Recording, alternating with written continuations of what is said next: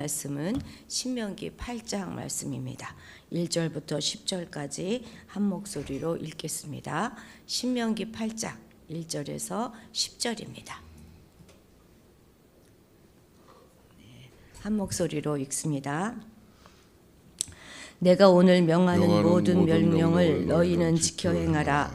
그리하면 너희가 살고 번성하고 여호와께서 너희의 조상들에게 맹세하신 땅에 들어가서 그것을 차지하리라. 내 하나님 여호와께서 이 40년 동안에 내게 광야길을 걷게 하신 것을 기억하라.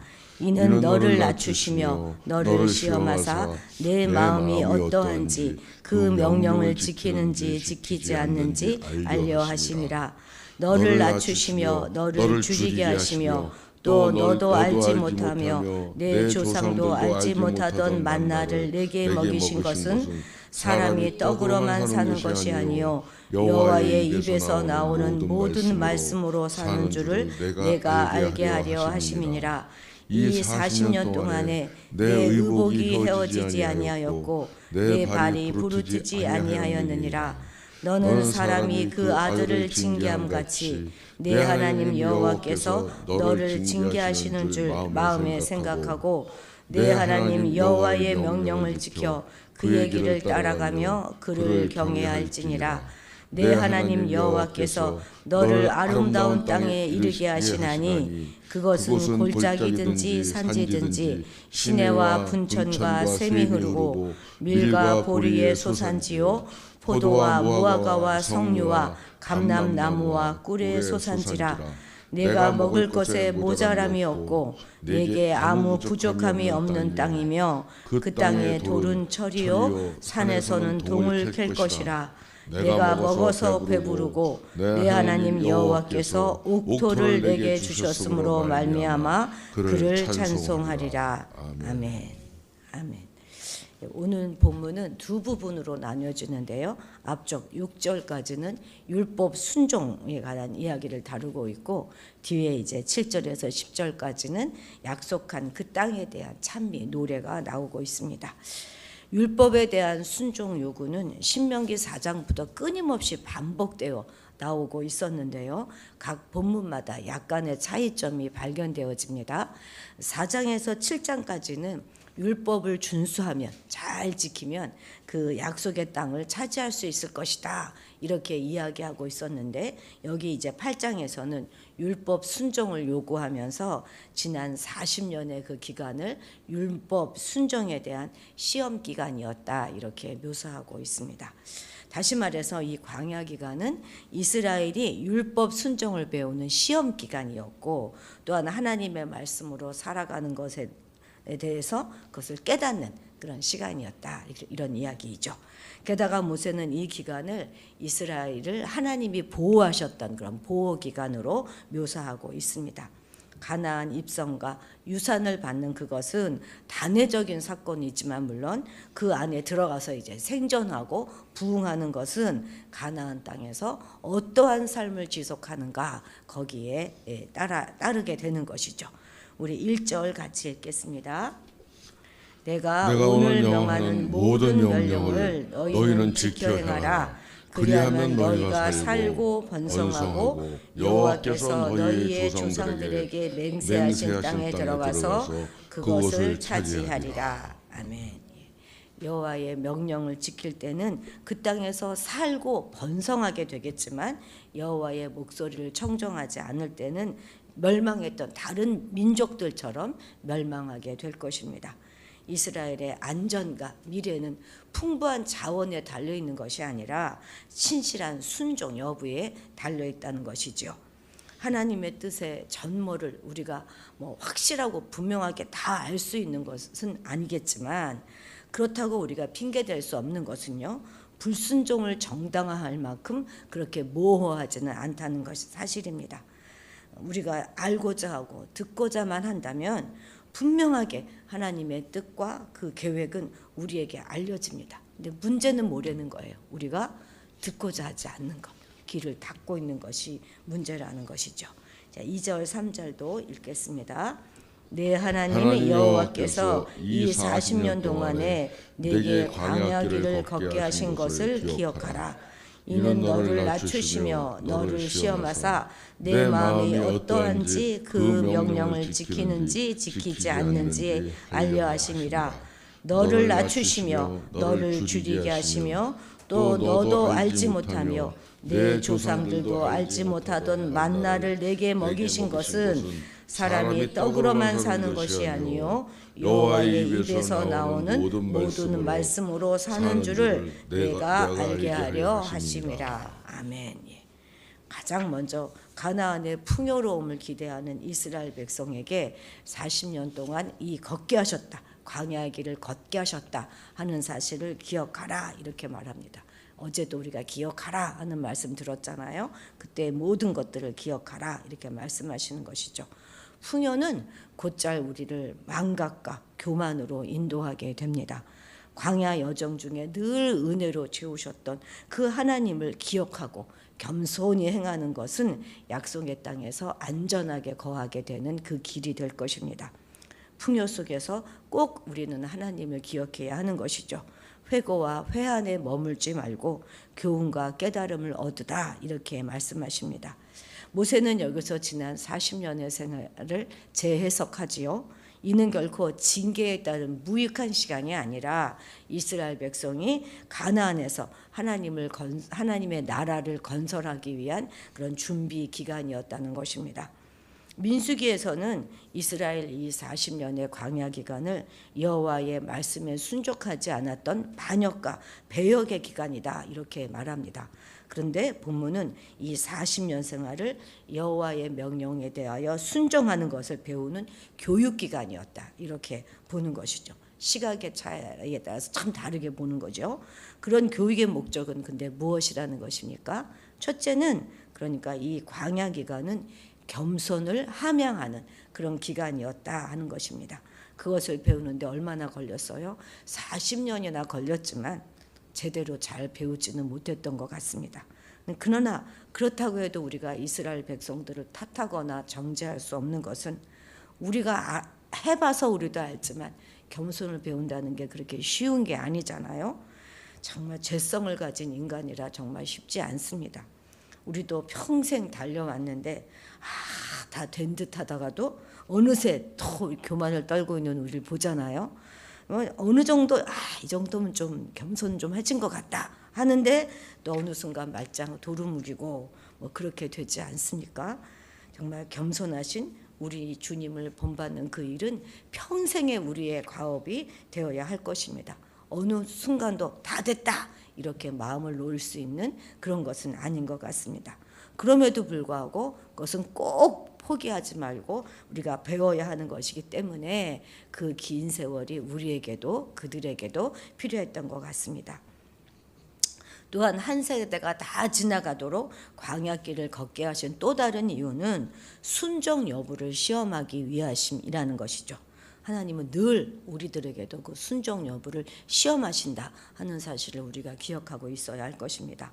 그들의 하나님 인식, 또 구원 인식, 사명 인식의 그 정도를 확인하는 시간이었다는 뜻이죠. 40년 기간 내내 그들은 정말 수없이 반역과 배교를 반복했습니다. 그때마다 혹독한 징계를 받았고 모세의 중보 기도를 통해서 뒤늦은 회개와 더불어 사함을 받고 또 회복이 되곤 했었습니다.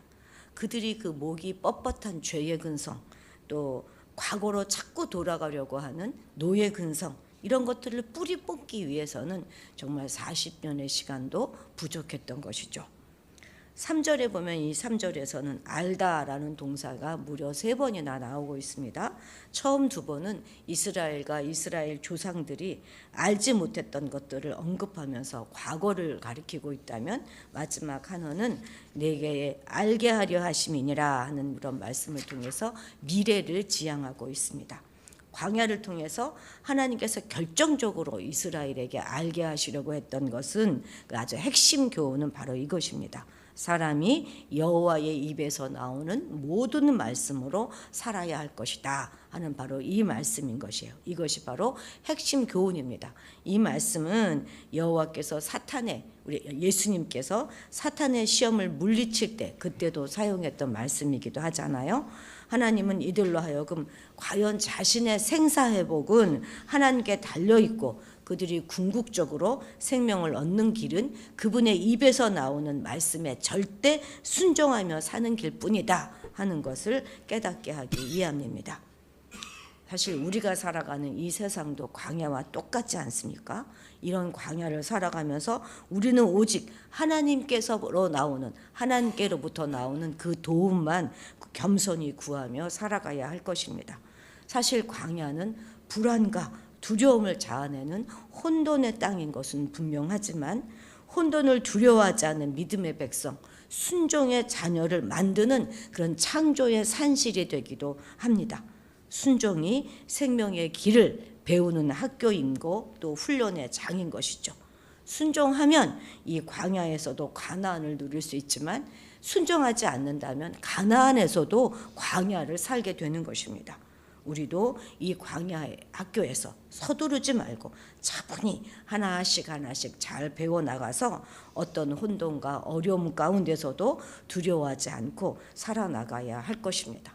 우리는 지금 훈련의 장 가운데서 그런 겸손과 이런 것들을 배우는 학교에 다니는 학생이다 하는 것을 잊지 말아야 할 것입니다. 4절 같이 읽겠습니다. 이 40년 동안에 내 의복이 헤어지지 아니하였고 내 발이 부르트지 아니하였느니라. 정말 그랬을까요? 이 말은 하나님이 40년 동안 광야 생활을 하는 동안에 의복이 해지지 않고 발이 부르트지 않았다 이 말씀인데, 이것은 지속적으로 하나님이 옷을 공급하셨다 하는 그런 뜻이 될 것입니다. 옷이 하나도 낡아지지 않았다 뭐 이런 말이 아니라, 또한 발이 부르트지 않았다 하는 이 말도 발이 전혀 상하지 않았다 이 말이 아니라 지속적으로 때때마다 신발을 공급하셨다 하는 의미가 될 것입니다. 결국 이스라엘을 위한 옷과 신발이 지속적으로 공급됐다는 것을 볼 수 있는데, 이것은 만나와 메추라기를 공급하셨던 것만큼이나 기적적인 일이었을 것입니다. 그 수백만을 우리가 최소 200만, 많으면 300만도 보지 않습니까? 그 사람들의 옷과 신발을 늘 그렇게 공급해 주셨으니 말입니다. 아마도 이것은 이제 외부 집단과의 교역이나 물물 교환 또는 어떤 전리품들 이런 것들을 통하여 얻을 수 있었을 것입니다. 5절 6절도 우리 같이 읽어보겠습니다. 너는 사람이 그 아들을 징계함 같이 내 하나님 여호와께서 너를 징계하시는 줄 마음에 생각하고 내 하나님 여호와의 명령을 지켜 그의 길을 따라가며 그를 경외할지니라.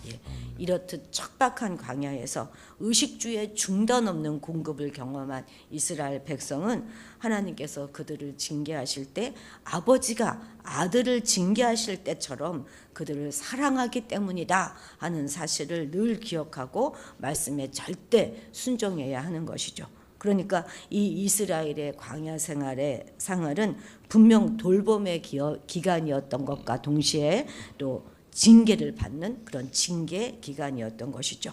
그러나 본문은 한 사람이 자기 아들을 징계함에 비유하면서 하나님과 이스라엘의 관계를 부자 관계로 지금 묘사하고 있습니다. 부모가 자녀의 유익을 위해서 훈계하는 것처럼 하나님도 자녀인 이스라엘의 유익을 위하여 광야 시간을 허락하셨던 것이죠. 광야의 여정을 통해서 그들이 얻는 유익은 가나안의 풍요나 번영보다는 하나님을 경외하는 마음, 또 말씀에 순종하는 삶을 배웠던 것입니다. 징계 없는 사랑은 정말 거짓 사랑입니다. 그래서 우리는 시련이 찾아오거든 하나님이 우리를 사랑하시는 손길로 그것을 받아들이고 신뢰 가운데서 더욱 하나님을 경외해야 하는 것입니다. 정말 우리가 말로 해명할 수 없고 설명할 수 없는 그런 시련 중에서 우리가 바라고 또 바라는 것은 상황의 반전이 아니에요. 그것은 우리의 변화입니다. 우리 자신의 변화입니다. 바로 그것을 위해서 나의 변화를 위해서 그러한 상황이, 이런 어려운 상황이 펼쳐지고 있다 하는 것에 대한 바른 인식이 우리를 두려움 없이 그 광야길로 잘 통과할 수 있도록 도울 것입니다. 9절도 마지막으로 읽어보겠습니다. 내가 먹을 것에 모자람이 없고 내게 아무 부족함이 없는 땅이며 그 땅의 돌은 철이요 산에서는 동을 캘 것이다. 가는 곳마다 보화를 캘 것이다, 이렇게 말하고 있지요. 이스라엘을 인도하여서 이렇게 멋지고 아름다운 축복의 땅에 이르게 하실 것을 약속하십니다. 하나님이 약속하시고 기업으로 주신 가나안은 황량하고 메마른 광야와는 비교도 할 수 없을 만큼 비옥하고 풍요롭고 아름다운 땅입니다. 결핍함이나 부족함이 없고 또 주림이나 목마름도 없는 아주 아름다운 곳이죠. 애굽에서 종살이하고 광야에서 방랑하던 이스라엘에게는 정말 과분한 선물이고 기업이고 은혜입니다. 이처럼 하나님이 주신 풍성한 기업을 지속적으로 누리는 길은 그 은혜에 감사하고 하나님을 끊임없이 찬미하는 것입니다. 이것을 잃어버리면 축복의 땅은 황량한 폐허의 땅으로 변하게 될 것입니다. 하나님의 계명을 지켜 행하는 것이 바로 우리가 살고 교회가 살고 번영하는 길입니다. 하나님을 청정하지 않을 때 우리도 교회도 모두 쇠락하고 멸망하고 말 것입니다.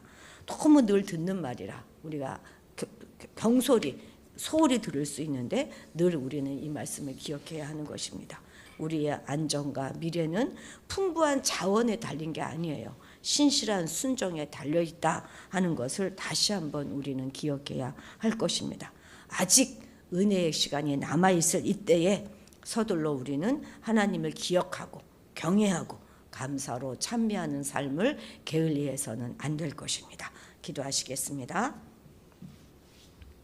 우리를 자녀 삼아 주신 하나님, 어떠한 상황 가운데서도 우리를 지키시고 인도하시며 보호하시는 하나님을 더 깊이 사랑하고 또 사랑합니다. 오직 하나님의 계명을 지켜 행하며 순종하는 그것이 바로 우리가 풍요롭게 사는 길이라는 사실을 잊지 말게 하옵소서. 늘 겸손히 행하게 하시고 변하지 않는 상황 가운데서도 우리 스스로가 먼저 변화의 자리로 나아갈 수 있도록 도와주옵소서. 은혜의 시간이 아직 남아있을 때에 더욱 하나님을 기억하고 경외하고 감사로 찬미하는 우리가 되게 도와주시고 오늘 하루도 그렇게 감사하며 살 수 있도록 도와주옵소서. 감사드리며 예수님의 이름으로 기도드렸습니다. 아멘. 오늘 선교사님들을 위해서 기도하는 날이죠. 여러 세계 각처에서 정말 힘들고 어려운 가운데서도 복음을 들고 나가시는 선교사님들을 위해서, 특별히 기독교 박해 국가에서 말씀을 전하시는 분들을 위해서, 사역을 감당하시는 분들을 위해서 기도해 주시는데요. 우리가 섬기고 있는 트르키의 김역사 이마라나타 선교사님 가정을 위해서 기도해 주십시오. 그 자녀가 나팔과 소리예요. 이 아이들을 위해서도 기도해 주시기 바랍니다. 우리 겨울 수련회를 위해서 끊임없이 기도해 주시고 또 각 가정의 가장들을 위해서 오늘은 더욱 기도하도록 하겠습니다. 주님의 이름을 크게 부르고 기도의 자리로 나아갑니다. 주여! 주여!